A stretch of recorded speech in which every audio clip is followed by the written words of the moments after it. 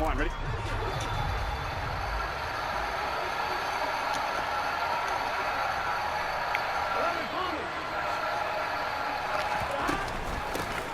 Here's Joe Mixon as they start on the ground. And he gets this one just shy of the 40, down at the 39. Gotta like that start. 14 yards to get him going.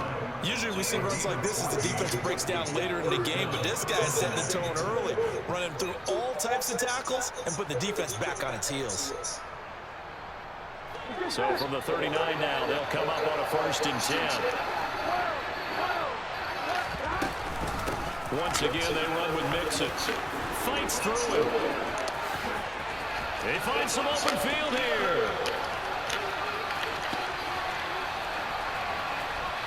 And all the way in for a Cincinnati score.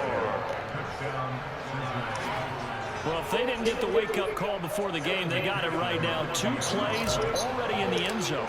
I think of it in boxing terms because whether it's a big shot with your first one or a probing one, a little bit of a jab, the second one was the payoff. That was